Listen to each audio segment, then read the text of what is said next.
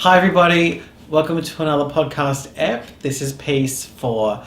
Before we begin, we'd like to acknowledge the land which we live and work is Ghana country and pay our respects to elders past, present and future. In preparation for today's video, and if you're listening to us on Spotify, the podcast online version, we were putting questions out to our followers on Instagram and on Facebook. We shared a story and we wanted to get your input on some topics to talk about for today. Yeah, so we knew the topic was going to be energy protection and energy balance, but we just wanted to give everyone a chance to submit some specific questions because it's quite a broad topic and I mean, we can easily fill an hour talking about it, but we just wanted to make sure that we're actually getting questions answered that people are dealing with in their real life situation. And we got some pretty interesting results. We sure did. I'm just looking some up right now. So some of the questions that we got were relating to burnout and... Well, yeah, you got a lot of those. So we posted the exact same story with the exact same question. And Zach got a lot of people asking about burnout, exhaustion. Did you get anything else? General protection tricks and tips. Yeah, and general, just in particularly difficult or stressful situations. Yeah. And I got a lot of questions about being an empath and how to help people without taking on their negative energy. So it's interesting to see how our niches are even coming through and showing up in the podcast. Exactly, and we've said it before, but we are each other's mirror. And so we've got protection and all this kind of stuff on my side, burnout, the real extreme side of feeling overwhelmed. And then on Tahlia's side, she's got that empath, that opening the heart, trying to protect yourself so you don't get too attached to people's negativity. So it's really... it's like the two opposite spectrums of being out of balance, isn't it? Yeah. And both of us, we're going to bring it back into balance today. Yeah, that's right. Lovely. Okay, so I want to start off by talking about burnout and exhaustion. Now, in this, I'm also going to be talking about spiritual burnout, okay, guys? So just to let you know, a lot of the times with burnout, when we experience it, it's actually, unfortunately, within our control a lot of the time. And what I mean by that is, and I know coming from, speaking of myself, I think we can say we've all had burnout before. Yeah, I can definitely agree with that. When you have burnout, it normally means that you've not been able to honour your boundaries for a while. And you've kind of put yourself into a pursuit, if you like. I wrote down a note saying, don't sacrifice yourself for unfruitful pursuits. And really what I mean by that is making sure that you don't literally sacrifice yourself for other people's goals, other people's expectations, because that's how we find ourselves in burnout a lot of the time. Yeah, or even if it's not other people's expectations, just it's about resources. So your energy, your time, your money are your resources. And if they're going somewhere where you're not getting a return on that investment, and you continue doing that, like Zach said, over a prolonged period of time, you're heading straight for burnout. Burnout station. So let's just imagine, really briefly, that we're at burnout. When we're exhausted. Completely. Yeah, so that's basically like crisis mode, isn't it? Yeah. You go through the symptoms. Absolutely. So you'll be feeling extremely exhausted. You know, you're more tired when you wake up than what you did when you went to sleep. You're finding that the things that were bringing you joy are no longer bringing you joy. You've not laughed in a while, or you kind of feel a little bit like you're really numb to the world around you. You're not feeling any emotions. Yeah, that numbness. Yeah. You know you're closed off when, something that would normally give an emotional response is no longer getting you there. You can't even laugh with friends. Even when talking to friends, actually, you'll be finding yourself kind of spiraling into negativity in the topics of conversation, whether it be work, whether it be relationships, whether it be, your language might even be really harsh towards yourself. Like, oh, I haven't been doing this thing that I've been setting out to do, and I just need to like find time, and I can never do this, I can never do that. Those types of that language. It's like victim, almost a little bit of like victim mentality. Yeah. It's like the opposite of my end. It's the inability to empathize with other people. Basically. Because you're fried. Overspent. You're like negative.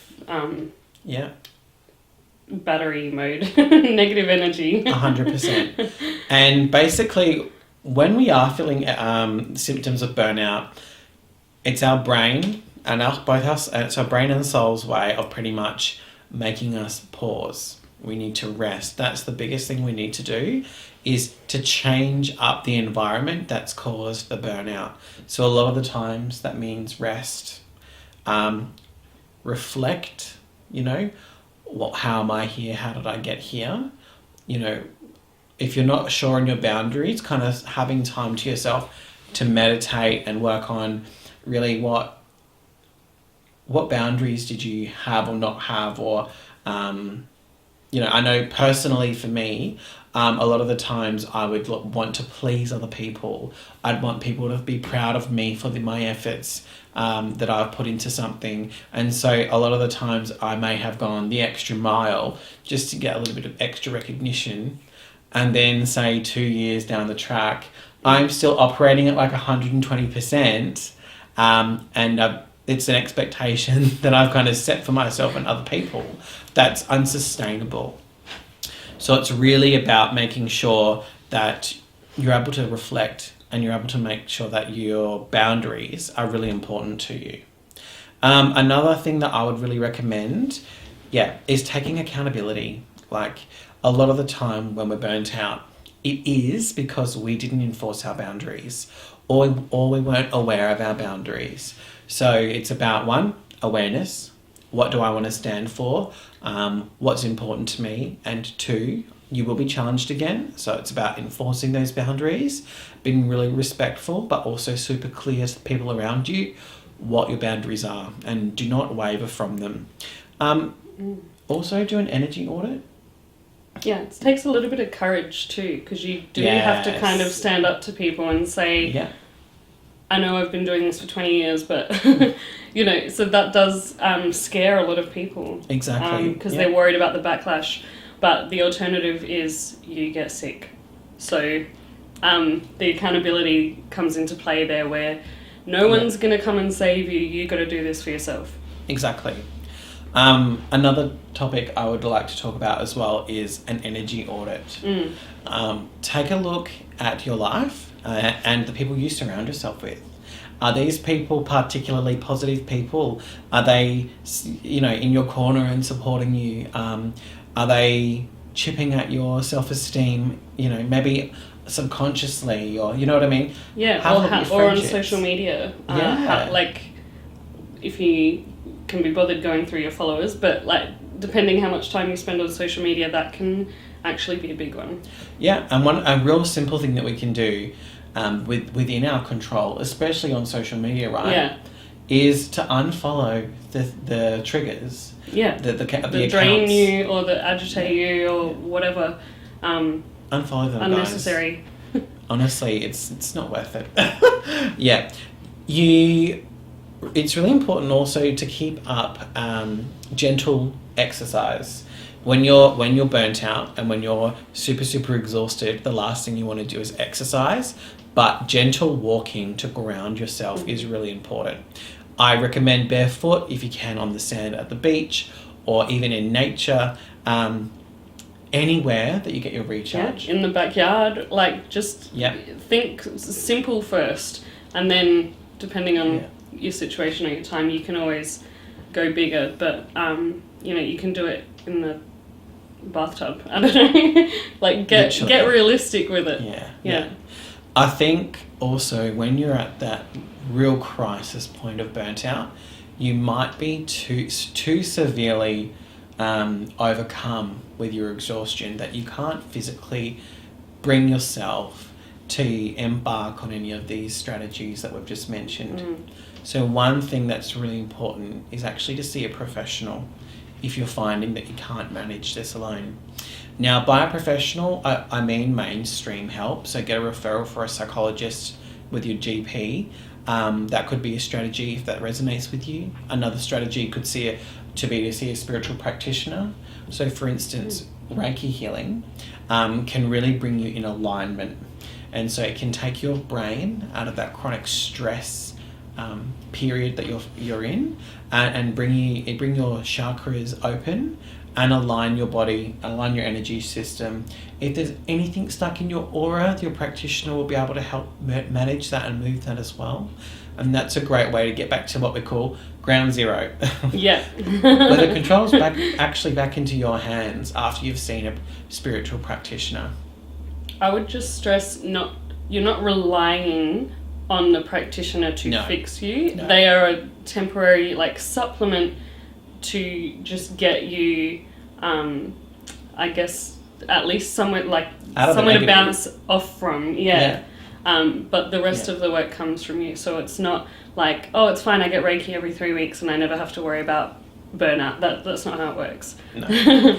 And unfortunately, the longer we take to have accountability of our actions and our boundaries or lack of boundaries, the harder it does get to get that control back in our life. And the higher the risk to your health. I would say. I agree 100%. What's the cost? You or your boundaries. It's you know what I mean. You really need to think about you being valued, and you without you, your world doesn't operate basically. But work will still be there. You know what I mean? And you can actually help other people in your life that are asking for things better than if you were burnt out and putting yourself last. You put yourself first, you can actually be doing way more for everyone you love than the other way. 100%.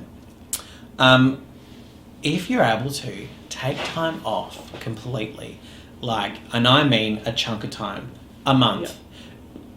If you can't do that now, then plan it in the future. You don't want to be so unwell that you're sick for weeks on end.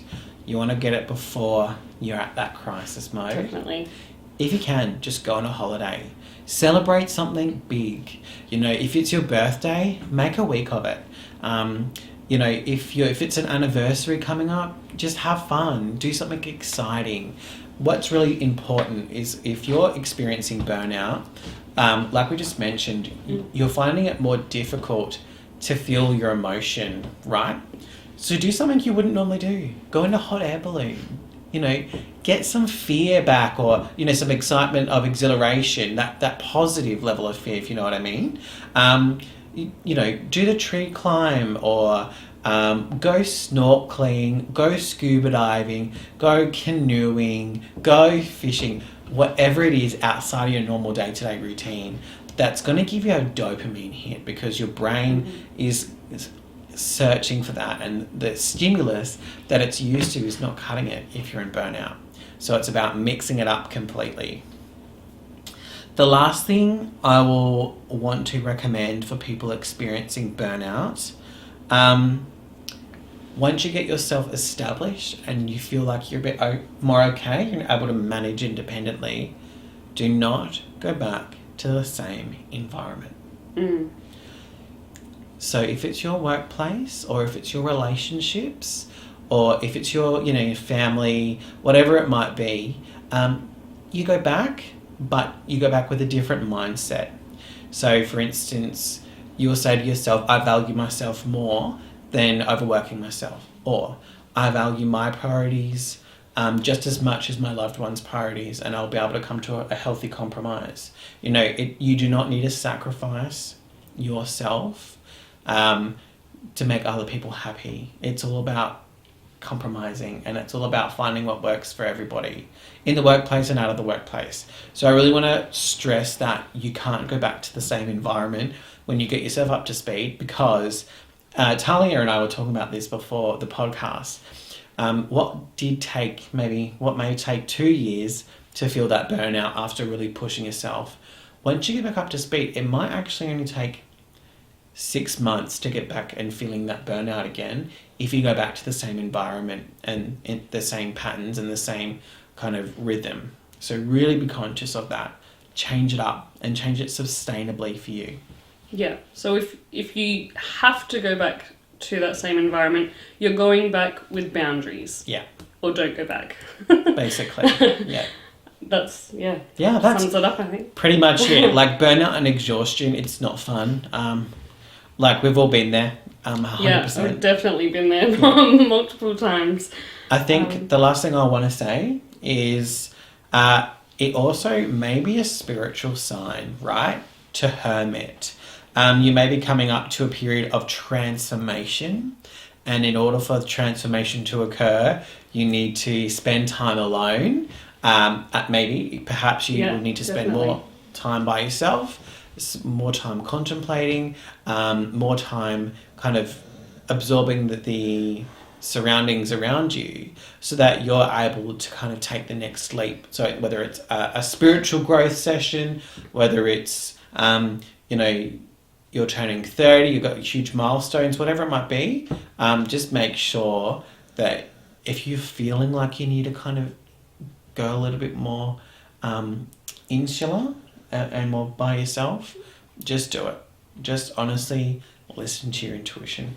Yeah, so that's actually a couple of the steps there in a spiritual awakening, or the stages, I should say. Mm-hmm. So your first stage is the dark night of the soul, which is the burnout and the depression and it's full-blown crisis mode. Mm-hmm. Then you're kind of forced into that hermit period where you have to reflect, you have to get sort of your energy back on track, and you have to that's usually the time where you're going to get an expanded awareness, because you have kind of no choice but to go through that process. So you're going to start to get the awareness and see what put you in the burnout and what this is all the stuff we just talked about that comes with that.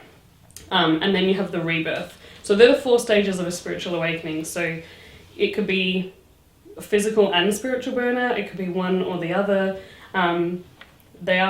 They pretty much look the same, don't they? Look the same, feel the same, smell the same, taste the same. So you just have to, again, go through the same steps. No matter what it is, you'll work it out. Can I just say, if you are going to burn out, honestly, make it productive. And that might sound a bit difficult to take in, but what I mean by that is learn from it.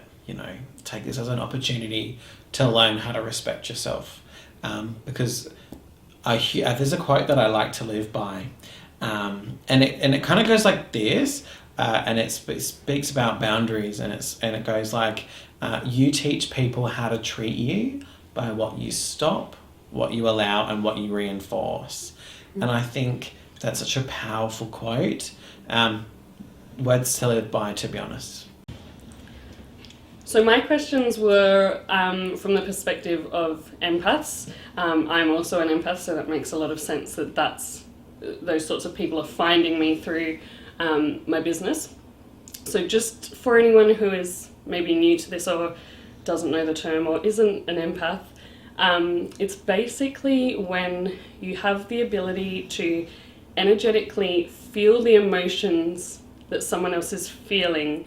It's as if you are actually experiencing it.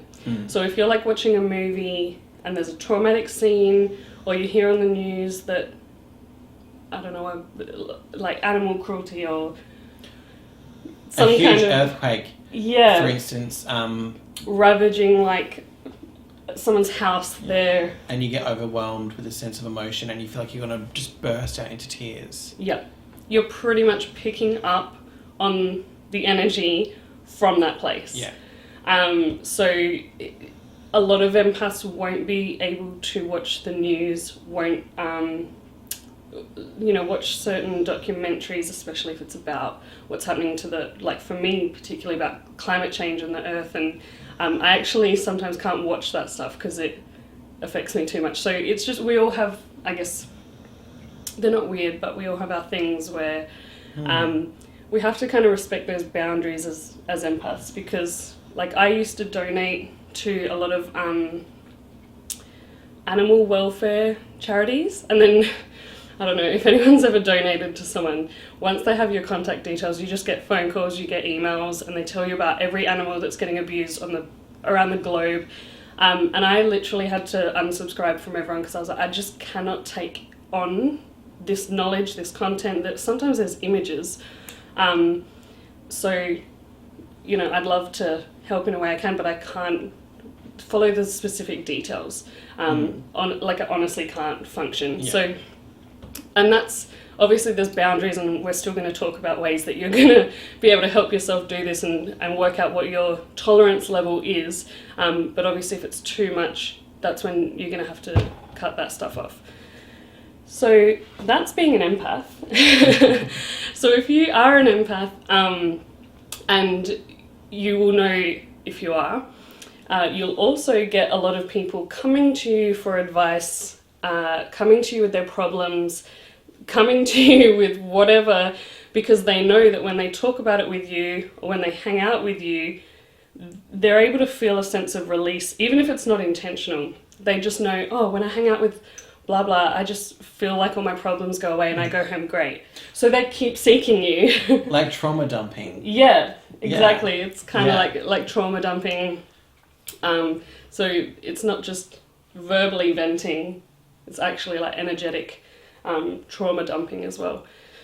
So yeah, the poor empaths on the other side of that, with the best of intentions, trying to help a friend, colleague, whoever, are then on the opposite scale, they're going home from seeing that friend exhausted, tired, probably emotional, agitated, so you're kind of having to deal with stuff that's not yours. So to prevent that from happening, I'm going to start off with the most simple kind of techniques, because if you know Zach or I, we do everything in the most basic, simple form. We only get into advanced or like heavy duty energy work if we have to, because, you know, we're very practical minded.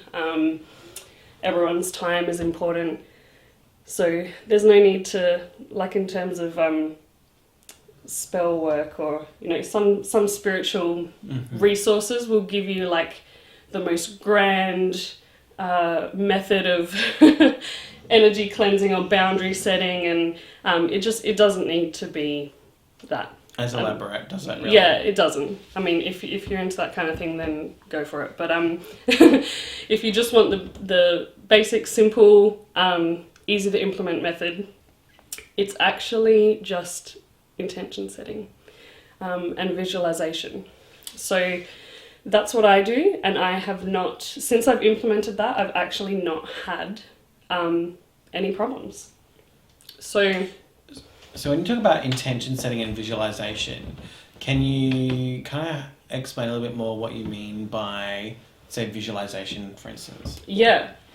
So my personal, and you can do this again in a number of ways. You guys are going to put you're all creative, you'll put your own spin on it. For me personally, I just keep it simple. So I always have a bubble of energy protection around me. So your aura is, my arm's going off camera now for those watching on YouTube, but if you put your arm out to the side of you or in front of you, wherever your fingertips end, that's the perimeter of your energetic boundary, so your aura. And that goes all around your body from your feet, like into the earth, if you can imagine an arm's length going down there, and above your head. So that area of mine, I always have a semi-permeable bubble around my aura. And I say semi-permeable because I don't want to be on to either end of an extreme, so I don't want everything coming in for me to be able to do, because obviously I have to use my empath abilities in my business every day. But I don't want to block everything out either, that I'm then detached. So I have a semi-permeable one with the intention that whatever I need to feel to be able to work with my clients one-on-one is allowed to come through. You know, whether it's sort of difficult, positive, whatever it needs to be, whatever work needs to be done, I'll allow that to come through for the purpose of guiding my client. But outside of that, only positive energy can come in, really, and the negative stuff is blocked out. So if you don't like the bubble picture, you can make it whatever you want. You can be in a flower, you can be, honestly, I don't know, in a bowl of chocolate, whatever you want. Just picture that there is something protecting, some form of barrier that is protecting you. So that's visualization. Now, you can also do that to remove, so that's what you do to maintain a level of protection, maintain your own energy. But if you've already picked up the person's energy, or taken home some like negative effects or emotions, you need to clear that out first before you go instilling any barriers, because otherwise you're going to just block all that bad stuff in. So immediately before, you can do the same thing, visualization. So visualize all the black negative energy, whatever it is that you've picked up, whatever it is that's not yours, just leaving your body. Give it to the earth, give it to the water running over you when you're in the shower. Just give it to something in the greater universe, and the universe will take care of that, transmute it and turn it into something else. So you're not harming anyone, you're not sending it, even if you sent the energy back to where it came from, you can do that. It doesn't hurt the person. It's just you saying, this isn't mine, I don't need to feel it, that person needs to feel it, because at the end of the day, that's why it's showing up. So they need to sort of feel it, which they will, regardless of you sending it back to them or not, until they learn their lesson.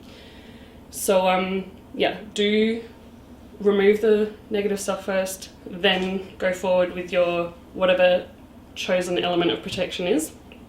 You can also just set an intention. So before you're going to see that person, or before you're in, or just even every day really, because to be honest, it's not something that can only happen when you're physically with the person. So they could be thinking about you, or they could have told you something on a phone call days ago, and just since that time it's still been with you, or they've thought about you or texted you and then all of a sudden you're feeling stuff come through, because that's all exchanges of energy, all of them. So it's going to happen whether you see them or not. It can happen if they're on the other side of the globe. If you want to set intentions just in the morning, you can do an added level if you're going into extra risky, like you do have to see them face to face, or you have to live with them or something like that.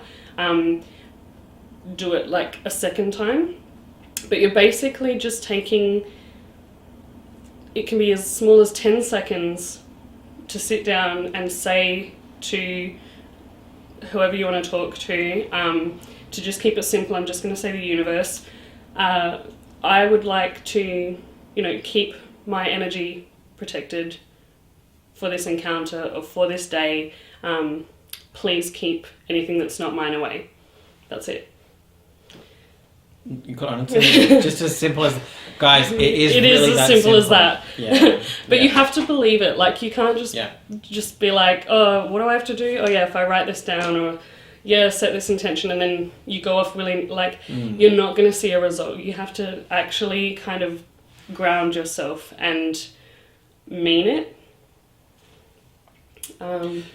For instance, I think one really, really good opportunity to help people understand to mean it is to keep saying the intention until they can feel it within their heart chakra, or it sits comfortably within your stomach.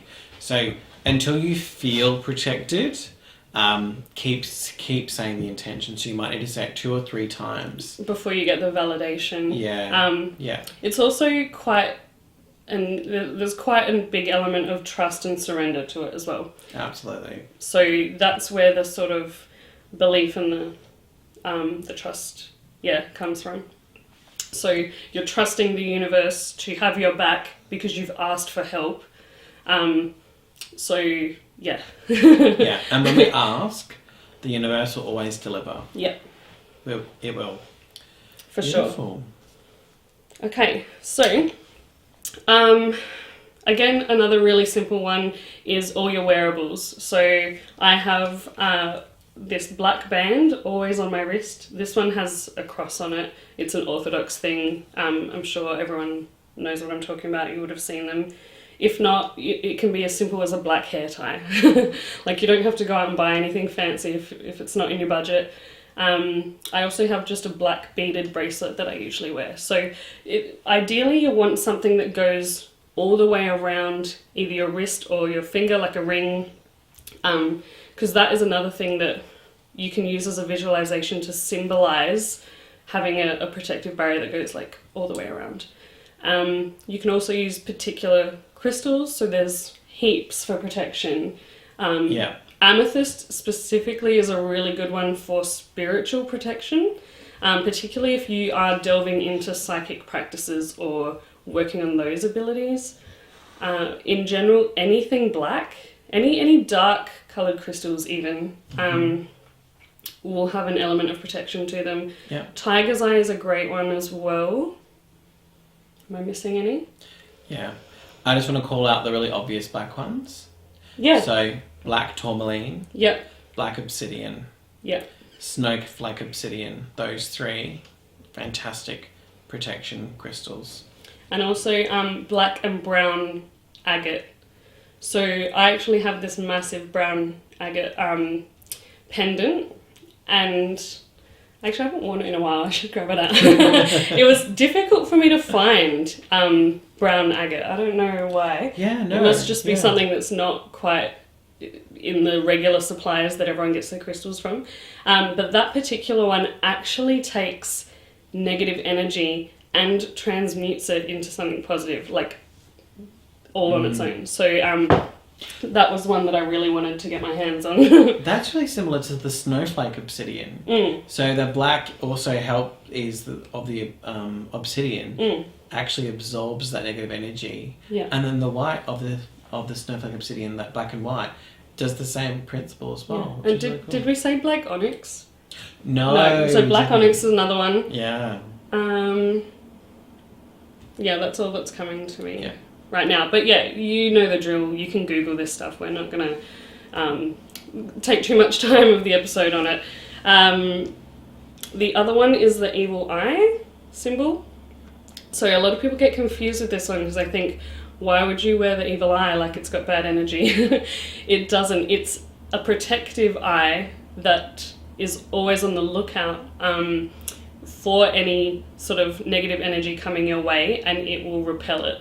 So, when we, for example, people in our lives or friends, and they might not even mean it, so the intention's not there, but just the way that they, maybe you're on their mind a lot, or maybe you just, something really good just happened to you and they're just thinking about that a lot. And there might be elements of jealousy, there often is. So you will feel that. The symptoms are similar, kind of, to a burnout, but it's instant. So like within a 12 to 24 hour period, you're going to start to feel tired, agitated, emotional. You might even like lose your appetite. Those kinds of things are what, in my culture, which is Greek, we say when you've got the evil eye on you or someone's given you the mati, you're matyasid. So we do a sort of a cleanse to get rid of that. So they're the sort of symptoms you'll feel with that. And you can do this yourself, again, with the intention or the visualization techniques, or you can get someone to do it for you. And then you have like a shower afterwards, change all of your clothing, just something material to symbolize the energetic work that you've just done. And drink lots of fluids afterwards. We didn't mention that. Yeah. The power of hydration to flush any residual negative energy out of your system is so important. I think like 70% of our body is water. Yeah. And water carries a lot of stuff with it. Yeah, definitely. So if we can replenish that, that's another way that we can make sure we're actually healing ourselves and reducing the risk of burnout. Yeah. So that's how you can cure the evil eye or the mati. But it's up to you. Obviously, not everyone likes the symbol. There are other ways that you can do that. That's just from I'm biased because it's my culture behind it. Beautiful. And last of all, and this is the big one, is psychic attack. Yes. So people, again, this is something I hear about often in questions. I think people do get confused with the evil eye or that sort of energy attack, or even being an empath and just picking up someone's negative energy, and they think it's like the term is just thrown around and they're like, oh, I'm under psychic attack, or someone's attacked me psychically. That's not what psychic attack is. Psychic attack is specific. It's sent with intent to harm that person, and it's usually sent with the added intention that they will not be able to remove it, at least not easily. Yeah. So it's pretty it's pretty I don't even know, it's yucky. I don't even know the word. For someone to do this, it's almost like really it's quite deceitful. It's really deceitful. Someone may choose to use an energetic connection that they have with another person as the vehicle to psychically attack them, and so it's really, that's why it's so important when you no longer become friends with people, you fall out with people, you change jobs, whatever it might be, that you need to do a cord cutting ceremony when those people are no longer serving your highest or greatest purpose. Otherwise, that you could leave the potential for them to psychically attack you. And it is very intentional. And it is, when people do psychic attack another person, unfortunately, they actually do want to harm you from a spiritual perspective. And it can actually lead to a physical manifestation if it goes left untreated. Yeah, definitely. And in addition to what Zach said, when someone when friends fall out of your life like that, if you're resistant to letting them go, that's another massive sort of opening to being put under psychic attack. So I'm going to tell a personal story, because I have personally been under psychic attack, and it was horrendous. This is not the kind of thing that I would wish on anyone, and this is not the kind of thing that anyone should be doing, but we do get people that, and this was someone who actually has psychic abilities. So on top of just the intention being there, they knew exactly what they were doing with energy, but the intention behind it was obviously very negative. So they were very, I don't want to say anything like negative about them, because I don't want to put that out there, but in their mental state, they were not well and very self-focused. So they were only thinking of themselves, and they were acting in like an extreme reactive response to virtually anything that is different to what they believed, and what they believed was very small, really rigid, really self-focused, was really small-minded. So basically, had this falling out with a friend, I actually did resist the disconnect because there were children involved. I had actually developed a connection with these children. I'd known them since they were babies, and they had done the same to me, so we were very attached to each other. So I did resist the falling out of the friendship because I wanted to maintain connection with the kids involved. So I opened myself up to, I guess, psychic attack. I hadn't taken my spiritual business or my journey yet, so I wasn't, I hadn't developed my barriers yet to my empath abilities. So I was feeling everything about the situation, which was already emotional. But to top it off, my friend the person they'd got involved in wanted my friend all to themselves, and anyone who was a threat to that connection was basically in her firing line for attack. So I was the closest friend to this person, so naturally I was probably first on that firing line. Anyway, so knowing that I had, I guess, a foot in my friend's ear, like, does that make... Knowing that my friend would maybe listen to me, what am I trying to say? Yeah. Like, that I had a influence on there.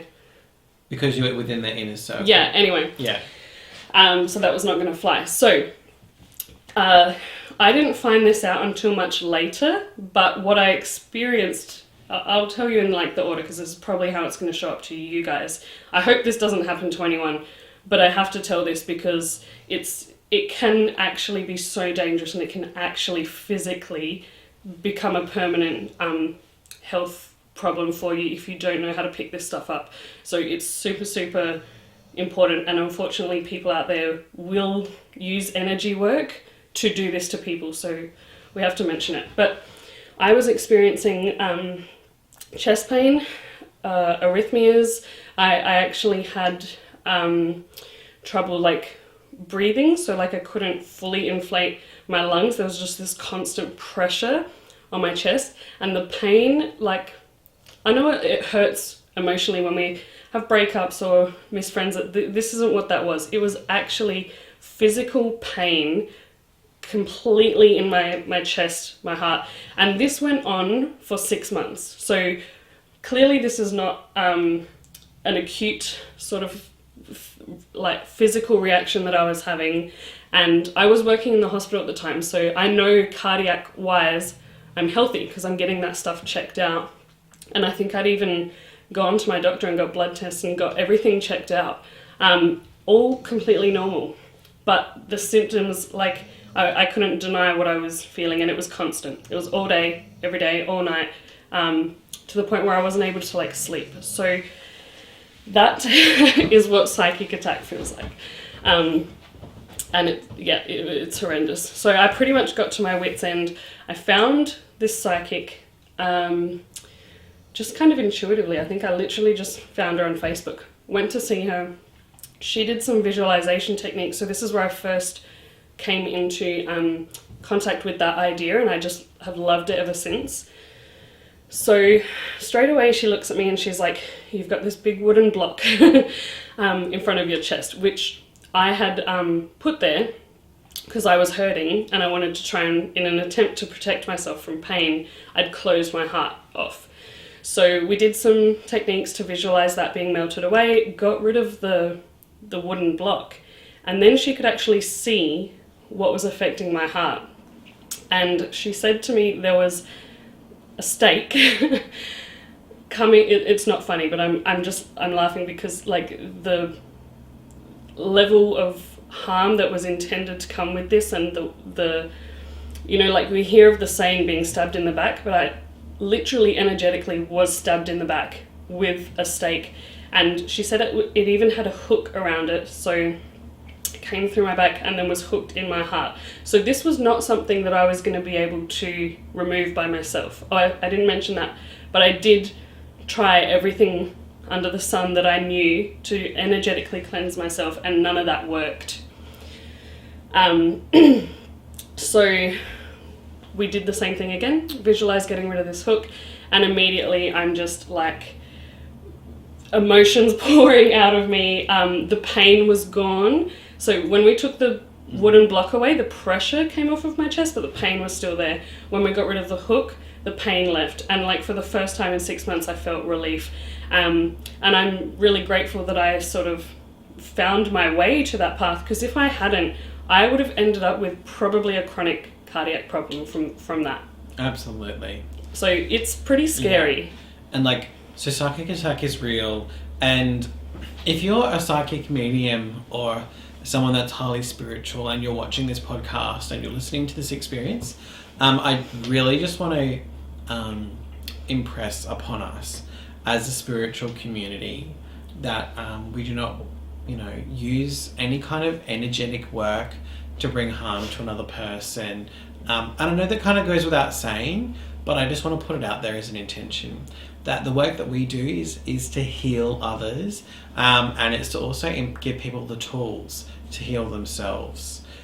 Yeah. So if you are doing something energetically that does not come from a place of love, don't do it. Yeah. Just, there's no ifs or buts about it. Just don't do it. Yeah, absolutely. All right, so we've kind of gone into some heavy content here. Yeah. We're going to switch it up just a little bit with spiritual hygiene. So we've spoken about burnout, exhaustion, and how to get yourself out and how to recover. So they were like specific answers to the questions. Spiritual hygiene is just in general, if you're clear of negative energy and you just want to do something to maintain that status. It's like preventative, really, isn't it? Yeah. So first of all, I just want to start off by saying a really great spiritual hygiene practice is gratitude. You know, if you get up in the morning, say to yourself 3 things you're grateful for, right? Ooh, I love this one. I actually have a rock that was given to me by another business owner at a spiritual market.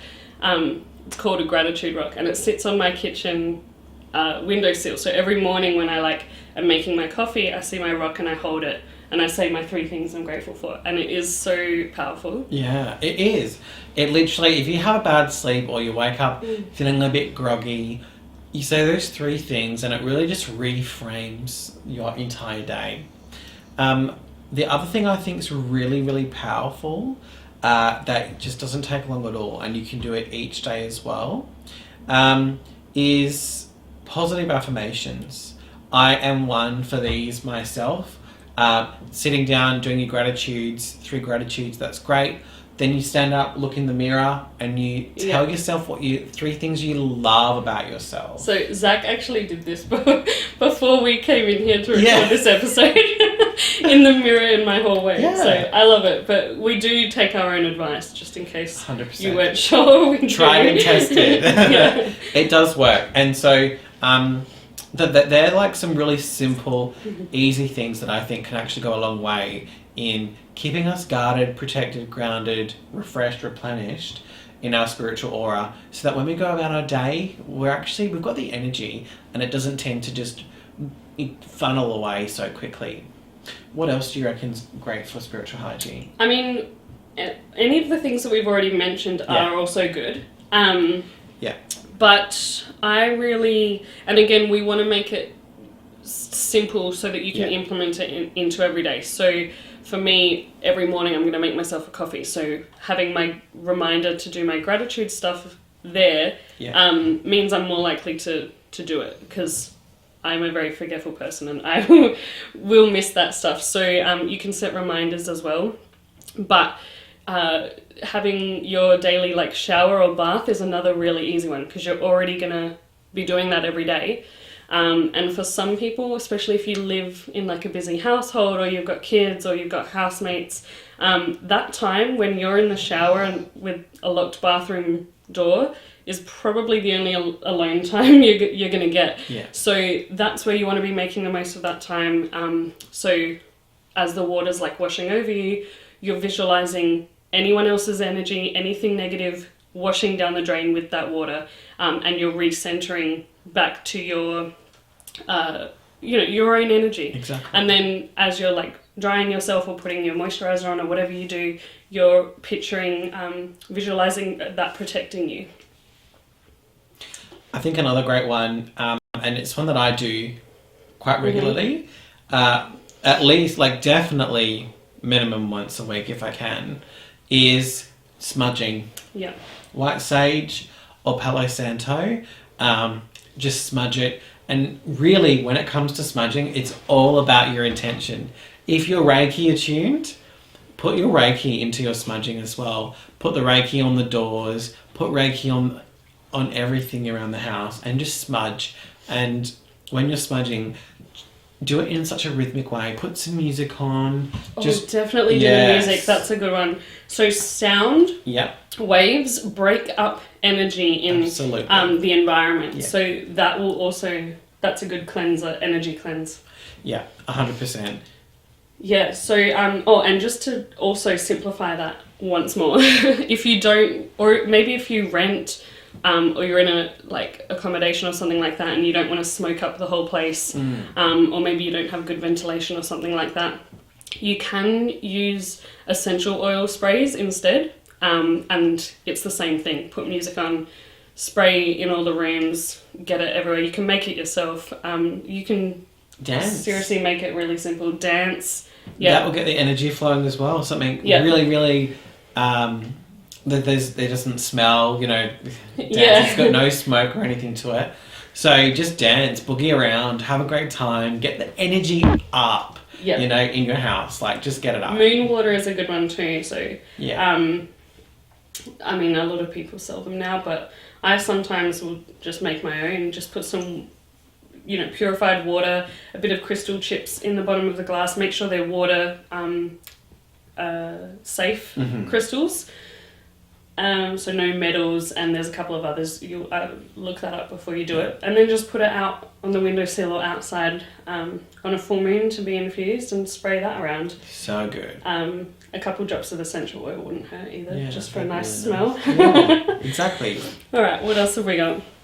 Asking your angels or your guides is another super simple one. So you can literally just say to whoever you're talking to, please remove any energy that is not mine and that is negative, and send it back to where it came from, or absorb it, and within minutes you're going to feel that happen.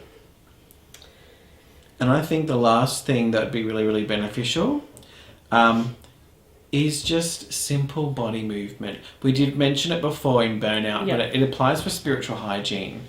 Walking, moving your body, the use of your Stretching. extremities. Yeah. It's really important that we engage our bodies and be healthy, because, in order for us to have a healthy soul, mind, body, spirit, the body counts for that as well. Yeah. So we need to keep our mental health intact, we need to keep our physical health intact, and our spiritual health intact. So move your body, do something that's out of the blue, and even just try a meditation. Yeah. So you can combine meditation and visualization and intention. Yeah. Really. All in one. They're all really good. But if you have a question, or you need more insight on something, or you just want to understand it deeper, because these are all methods to, we know what they're doing, they're to clear your energy. But if you actually want to know more about it, then I would definitely say do the meditation, because that way you're going to receive information at the same time. Yeah, beautiful. Well, guys, we hope that this episode has been really helpful for you guys. It's been quite a lot, actually. That was a fun one, because Yeah. I feel like we're now really showing our business versions of our business hats. Basically, and how, we have clients, we're spiritual practitioners and leaders, right? And it's something that we stand behind because we do it every day. Yeah, and this is stuff that everybody will experience, and that everyone can benefit from. So, it's for everybody. So if you're experiencing these symptoms of burnout, and you're at real crisis point and you don't know what to do, and you don't have enough strength to pull yourself out of it, get in contact with us. Yeah, definitely get help. Yeah, from for sure. someone you trust. Yeah. Whether it be a tarot reading for you to see some clarity, whether it be, a Reiki healing, or some or more maybe in-depth mediumship, like helping to connect to your guides. validation from spirit. Yeah. Or if you do think you're under psychic attack, reach out to us, because this is something that we are both equipped to help with, both from formal qualifications and experience, and it's something that we're very passionate about helping other people overcome. So if you've tried a number of these things, or all of them, and you're still experiencing your symptoms, then you need to see a professional. If it's psychic attack, don't waste any time. You want to at least get it ruled out before you go and spend time doing this stuff because it can be really serious. Exactly. Well, thanks again, guys, for another awesome episode. Please like, share, and subscribe on YouTube. Please give us a follow on Spotify, and also consider joining our Inspired Guidance podcast group on Facebook. Just search it as the group in the search bar at the top. We can't wait to see you next time. Yep. But for now, we'll see you online. Thanks. Bye.